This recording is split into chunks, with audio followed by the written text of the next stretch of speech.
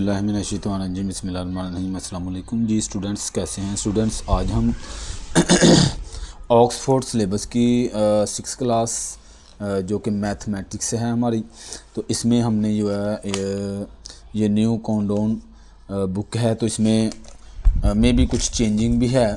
खैर जो चेंज होगा वो मैं बताऊंगा भी। तो ये हमारे पास पहली एक्सरसाइज है 1A, ठीक है। इसमें हमें उसने ना पूछा हुआ है pick out the well defined set from the following. अच्छा, पहली बात ये है कि वेल डिफाइंड क्या होता है, फिर सेट्स क्या होते हैं, ठीक है ना। ये चीज़ें लाजमी हैं, हमने समझना है, फिर हम जो है वो चीज़ बता सकते हैं। कि जैसे मैं यहाँ पे आपको डेफिनेशन बताऊँ कि सेट, फर्स्ट ऑफ ऑल तो सेट ये होता है कि a set is collection of well defined and distinct. Well defined मतलब आसानी से जिसको आप डिफ़ाइन कर सकते हैं, उसकी यानी कि आसानी से डेफिनेशन कर सकते हैं, आसानी से कोई चीज़ ढूंढ सकते हैं, बता सकते हैं, ठीक है ना। जैसे अगर आपको वो कहा जाए आसानी के साथ मैथ टीचर ऑफ स्कूल, तो स्कूल का जो मैथ टीचर है वो आप इजीली आसानी से जो है वो बता सकते हैं कि ये मेरा जो है मैथ टीचर है, ठीक है। इसी तरह डिस्टिंक्ट का मतलब है कि कोई नंबर जो है वो रिपीट ना हो रहा हो, नंबर यानी सेम ना हो। जैसे कि अगर मैं इधर बताऊँ ना 1 2 3, फिर से 1 इस सेट में नहीं आना चाहिए, फिर से 2 नहीं आना चाहिए। अगर किसी भी सेट के अंदर कोई नंबर रिपीट हो रहा है तो वो डिस्टिंक्ट नहीं होगा, ज़ाहिर सी बात। अगर डिस्टिंक्ट नहीं होगा तो वो सेट भी नहीं होगा, ठीक हो गया। तो वेल डिफाइन का आपको पता चल गया। तो यहाँ पे इसमें पहला क्वेश्चन ही हमें यही किया गया है कि वो बताएं नंबर्स जो कि वेल डिफाइन होते हैं, ठीक हो गया। तो ये मैंने क्वेश्चन जो है स्टेटमेंट लिखी हुई है, इसके मुताबिक हमने जो है इसको सोल्व करना है। और बड़ी छोटी सी एक्सरसाइज है और जल्दी जल्दी होने वाली है, ठीक है। तो कहता है pick out the well defined sets from the following. हमने जो है वेल डिफाइन को देखना है, कौन से वेल डिफाइन है कौन से नहीं। पहला क्वेश्चन है, वो कहता है test cricket captain of Pakistan. अब मुझे आप सब भी बता सकते हैं कि हमारे पाकिस्तान के जो टेस्ट कीपर अपना कैप्टन है, वो मुझे लगता है कि इसको ढूंढना, बिल्कुल इसको डिफ़ाइन करना बिल्कुल आसान होगा, ठीक है। तो इसलिए इधर लिखेंगे इसके जो सॉल्यूशन में जो हम इसका आंसर लिखेंगे ना, तो इधर आप लिख देंगे कि यस, यानी अकेला लिख दें कि ये वेल डिफाइंड सेट इधर लिख दें, चाहे सिर्फ यही लिख दें वेल डिफाइंड सेट, कि ये वेल डिफाइंड सेट है, ठीक है। अब दूसरा है, वो कहता है टेस्टी फूड जो हमारी है, हमें जो टेस्ट अच्छी लगती है, पसंद है आइटम्स। अब किसी की भी आप टेस्टी फूड जो है वो चीज़ देखेंगे तो पूछेंगे तो बड़ा मुश्किल होता है, क्योंकि उसकी टेस्ट जो है वो चेंज भी हो जाते होते हैं, ठीक है ना। तो इसलिए टेस्टी फूड ढूंढना, बताना और एक ही तरह की रखना वो ज़रा मुश्किल हो जाता है। तो ये जो है well defined, not well defined, इसमें आप लिख दें कि नॉट वेल डिफाइंड, ठीक है, कि ये वेल डिफाइंड नहीं है। आगे सी पार्ट में देखेंगे तो प्राइम मिनिस्टर ऑफ पाकिस्तान। अब प्राइम मिनिस्टर ऑफ पाकिस्तान को डिफ़ाइन करना मुझे लगता है कि मुश्किल नहीं होगा, बिल्कुल इजीली मैं पीछे से यानी कि स्टार्टिंग से लेके बताऊंगा तो आप सब बता सकते हैं कि प्राइम मिनिस्टर कौन कौन हो सकते हैं, ठीक है। तो आप लोग जो है इसमें लिखेंगे कि this is a well defined, just लिख दें वेल डिफाइंड सेट, ठीक है। इस तरह बस आपने लिखते जाना well defined set, not well defined set, ठीक है ना। तो आपके पास जो है वो आंसर बनता जाएगा। बस आपने बात समझनी है, ठीक है ना। स्टेटमेंट को समझना होता है। Notice student in your class. अब नोटिस स्टूडेंट जो है वो ढूंढना मुश्किल है कि कौन सा बहुत ज़्यादा शरारती है, कौन सा नहीं है, तो वो इसके लिए मुश्किल हो जाता है। जो भी है, जो आप लोगों को मे भी शरारती लग रहा हो तो वो शरारती ना हो, ठीक है ना। तो इसलिए ये भी जो है वो लिखेंगे not well defined set. E part में देखें mathematics teacher in your school. अब देखें कहता है mathematics teacher in your school, तो मुझे लगता है ये डिफ़ाइन करना आसान है, इजीली आप बता सकते हैं, ठीक है। तो इधर लिखें वेल डिफाइंड सेट, ठीक है। आगे लिखें, आगे जी हमारे पास कहता है लार्ज नंबर। अब लार्ज नंबर्स का मतलब क्या निकालेंगे आप लोग, क्या लार्ज नंबर, कौन सा लार्ज नंबर। अगर तो 2 लिखे हों, जैसे मैंने 2 और 3 लिखा है, तो इसमें तो आप लार्ज नंबर बता देंगे कि भाई 3 लार्ज नंबर है, बड़ा नंबर है। तो ये जस्ट उसने लार्ज नंबर लिख दिया, तो मैं क्या डिफ़ाइन करूँ। तो इसको जो है लिखें आपको नॉट डिफाइन, वेल डिफाइन, ठीक है। बस ये आप जो है लिख देंगे। आगे captain of capital of Provence you living in. जिस जगह पे आप रह रहे हैं, जिस सूबे में आप रह रहे हैं, वहाँ का जो कैपिटल है वो मुझे लगता है ढूंढना मुश्किल नहीं है, ठीक है। तो this is a well define.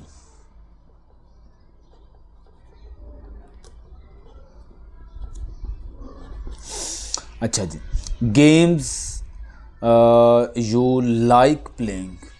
जो आप गेम को पसंद करते हैं, जिसको पसंद करते हैं, वो गेम्स मुझे लगता है बहुत ज़्यादा तो होंगी नहीं। क्रिकेट होगी या फुटबॉल होगा, तो ये भी हम इजीली जो है वो डिफ़ाइन कर सकते हैं, ठीक है। तो this is a well defined set, ठीक हो गया। इसी तरह हमने जो है इसको सोल्व करते जाना है। अब आगे हमारे पास है क्वेश्चन नंबर 2। क्वेश्चन नंबर 2 में हमें वो कह रहा है कि if P equal to this set, यानी पी का ये वाला सेट है 1 2 3 और क्यू में ए बी सी डी। कहता है right this symbols this and this. इसका मीनिंग क्या है, आप लोगों ने अच्छे से इसको याद रखना है कि ये ई शेप का ये एक सिंबल है, ई नहीं है, ठीक है। लेकिन ई इसलिए मैं बोल रहा हूँ ताकि वो चीज़ आपको समझ आ जाए कि ई शेप में एक वर्ड है, अपना एक सिंबल है, जिसको हम कहते हैं बिलोंग टू। इसका मीनिंग जो होता है बिलोंग टू, यानी ताल्लुक़ रखता है किसी रकम के साथ, ठीक है ना, ताल्लुक़ रखना, कोई ना कोई उसके साथ बिलोंग रखना। इसी तरह अगर बीच में ये डैश लग गई है तो नॉट बिलोंग टू होगा, वो क्या हो जाएगा, नॉट बिलोंग टू। अगर इसमें कट लग गया है, जैसे मिसाल दूं मैं आप लोगों को, अगर ये इक्वल है तो इक्वल का मतलब है कि 2 इक्वल टू 2, और अगर कहीं पे इस तरह से आ जाए, इसमें डैश आ जाए, तो 2 नॉट इक्वल टू 3, तो इस तरह से हम इसको लिखते हैं। तो ये भी चीज़ यही है कि बिलोंग टू और नॉट बिलोंग टू। तो हमने उसने ना 2 पी में ये दिया है सेट और क्यू में ए बी सी दिया है। इधर उसने सवाल लिखा है कि 2 डैश पी।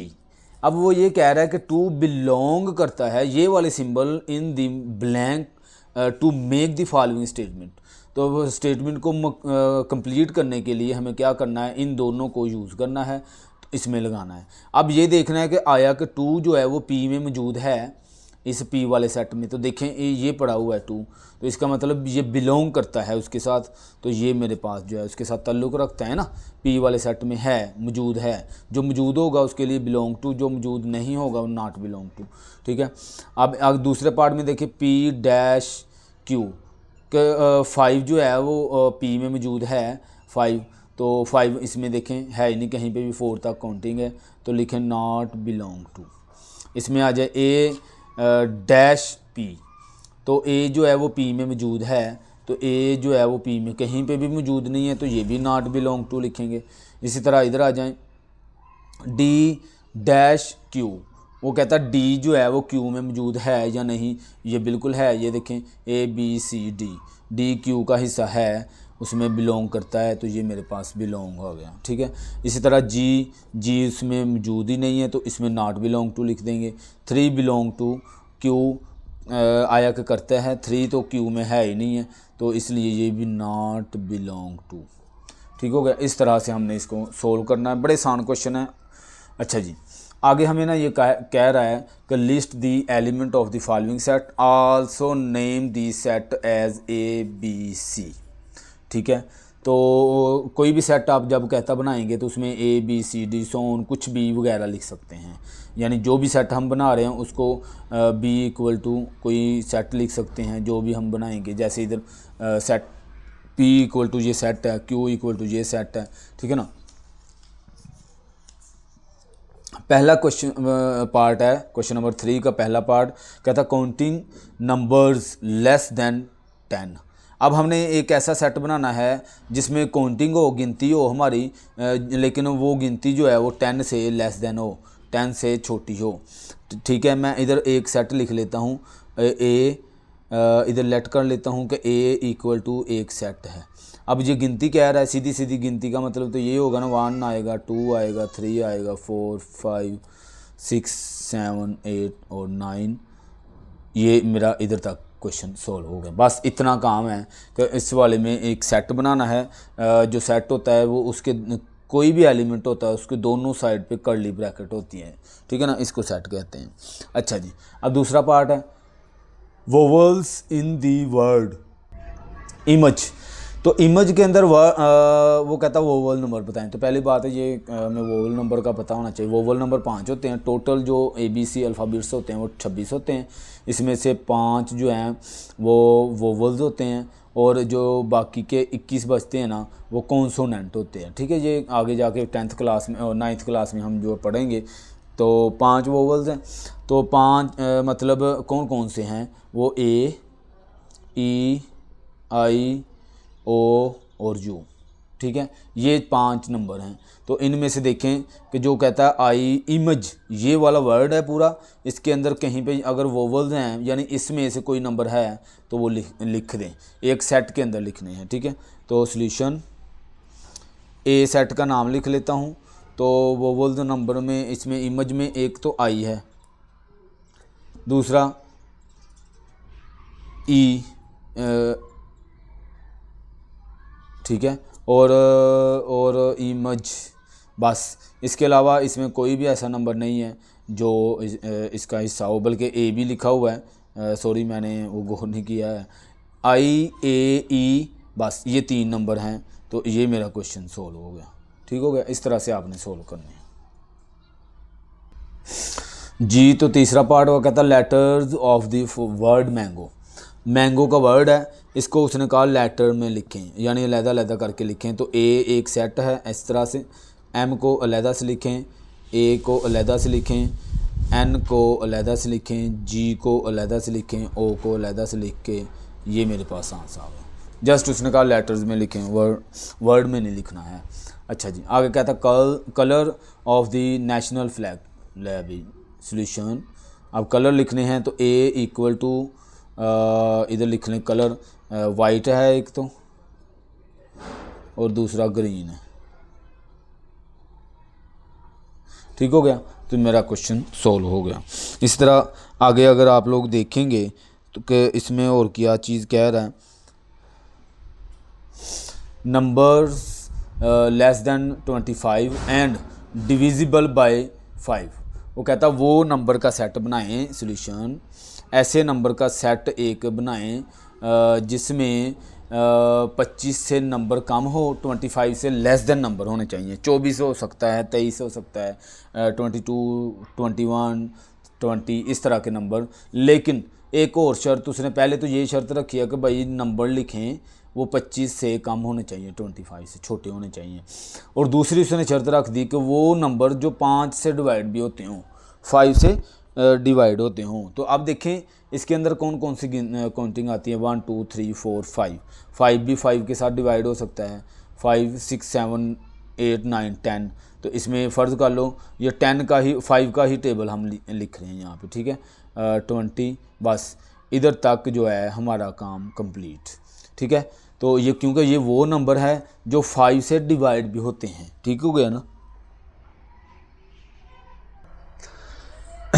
कहता कलर्स इन दी रेनबो। अब हमने ऐसा सेट बनाना है जिसमें हमारे पास जो है ए इक्वल टू, जिसमें रेनबो के 7 कलर होते हैं। ठीक है ना, वो तकरीबन हम सबको याद भी है, वैसे याद अगर नहीं भी है तो इसको अच्छे से आप लोग याद कर लेंगे। ब्लू, वॉयलेट और इसी तरह इसमें इंडिगो, ये नंबर सारे के सारे, ग्रीन होता है, ब्लू हो गया हमारे पास। ठीक हो गया, और इसके अलावा मुझे लगता है येलो, ठीक है, वो नंबर्स जो इसके अंदर मौजूद होते हैं, 7 कलर जो होते हैं ऑरेंज, और ये स्टैंडर्ड नंबर है, कलर हैं, इसको आपने अच्छे से याद कर लेना है। ठीक हो गया। रेड, ये 1 2 3 4 5 6 7, ठीक है, ये 7 नंबर है, कलर हैं, इसको आपने अच्छे से देख लेना है। आगे कहता है मल्टीपल्स ऑफ 3 लेस देन 15। अब हमने मल्टीपल ऑफ 3 लिखने हैं, मतलब 3 का टेबल लिखना है। ठीक है, तो सोल्यूशन इधर लिखें a इक्वल टू, यानी एक सेट का नाम दिया, आगे 3 का मल्टीपल। अब हम इसको किस तरह से लिखेंगे, 3 1 ज़ा 3, 3 2 ज़ा 6, 9 12 और 15। चूँकि 15 मैं नहीं लिखूँगा, उसकी वजह यह है कि वो कहता है लेस देन, इससे छोटा, तो ये इसमें 15 ऐड नहीं होता है। ठीक है, 12 तक हमारे पास इसका आंसर आ जाएगा। जी, तो आगे हमारे पास है क्वेश्चन नंबर 4। ये 3 हमारा क्वेश्चन कंप्लीट हो गया। क्वेश्चन नंबर 4 में वो कहता है state which of the following form set. वो कहता है ये जो स्टेटमेंट्स मैंने दी, इसमें बताएं कि कौन सी सेट की फॉर्म है। तो सेट की फॉर्म आप लोगों को मैंने बताया है कि उसमें यहाँ एक तो होना चाहिए वेल डिफाइंड, दूसरा होना चाहिए डिस्टिंक्ट। ऐसे नंबर्स को हम जो है वो सेट कहते हैं। अब पहला यही पार्ट जो है वो देख लेते हैं। वो कहता है strong people in a town. अब मुझे आप लोग ही बताएं कि आया कि स्ट्रॉन्ग पीपल को ढूंढना आसान है कि कौन सा शख्स जो है वो स्ट्रॉन्ग है, किस तरह का शख्स है। तो वो मुझे लगता है कि इसको डिफ़ाइन करना ज़रा मुश्किल हो जाएगा। ठीक है, वेल डिफ़ाइन ये सेट नहीं है। ठीक है, तो सेट के लिए दोनों चीज़ों का होना ज़रूरी है, वेल डिफ़ाइंड और डिस्टिंक्टिव। ठीक है, तो इधर फिर हम लिखेंगे नॉट अ सेट लिख दें आप।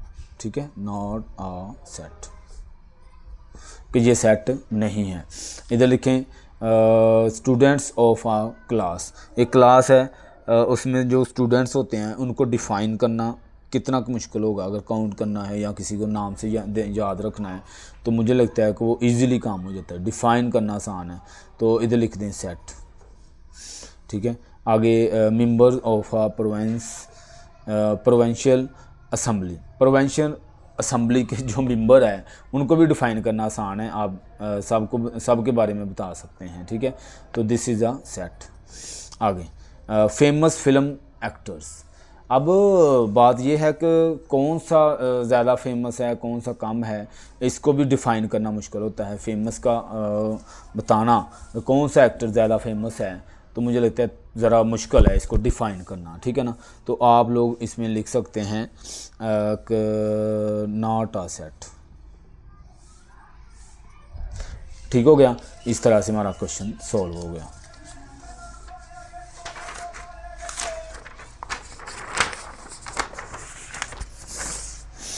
आगे जी इसका 5 वाला पार्ट, इधर वो कह रहा है कि द रिवर्स ऑफ पंजाब।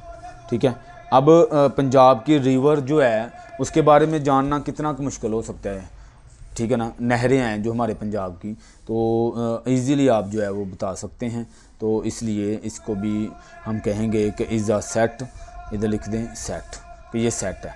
ठीक है, अच्छा होनेस्ट पीपल। अब होनेस्ट पीपल कोई भी नहीं ढूंढ सकता है। होनेस्ट पीपल अब कहाँ पे बचे हैं। ठीक है ना, तो बचे हैं, खैर हैं तो हैं, लेकिन वो डिफ़ाइन करना मुश्किल हो जाएगा ना कि कौन सा शख्स है वो वाकई में जो है होनेस्ट है कि नहीं है। Not a set. ठीक हो गया, इस तरह से हमने जो है इस क्वेश्चन को सोल्व कर लिया। तो हमारा क्वेश्चन जो है वो कंप्लीट हो गया और एक्सरसाइज भी जो है वो भी कंप्लीट। इंशाल्लाह नेक्स्ट वीडियो में मुलाकात होती है। बहुत शुक्रिया, अल्लाह हाफिज़।